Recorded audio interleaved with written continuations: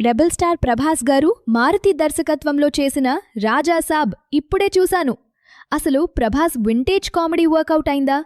Second హాఫ్లో ఆ twist ఏంటి? క్లియర్ కట్ రివ్యూలోకి వెళ్ళిపోదాం. ముందుగా ప్రభాస్ గారి గురించి మాట్లాడుకోవాలి.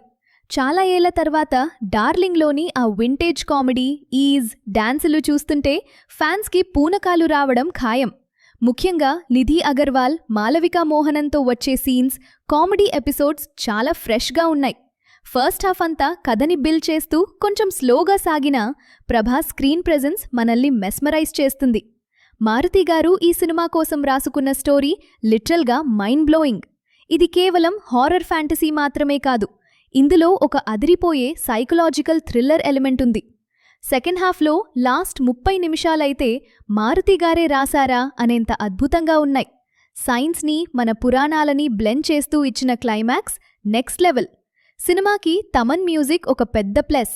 ముఖ్యంగా సెకండ్ హాఫ్లో వచ్చే సీన్స్ని తన బిజిఎంతో మరో స్థాయికి తీసుకెళ్లారు. కొన్ని చోట్ల సౌండ్ కొంచెం లౌడ్గా ఉన్నా సినిమా టోన్కి మాత్రం పర్ఫెక్ట్గా సెట్ అయింది. విఎఫ్ఎక్స్ కొన్ని చోట్ల ఓకే అనిపించినా ఓవరాల్గా విజువల్స్ చాలా రిచ్గా ఉన్నాయి. మైనస్ల విషయానికి వస్తే ఫస్ట్ హాఫ్లో కథ కొంచెం స్లోగా అనిపిస్తుంది. అలాగే సాంగ్స్ ఫ్లోని అప్పుడప్పుడు డిస్టర్బ్ చేస్తున్న ఫీలింగ్ కలుగుతుంది.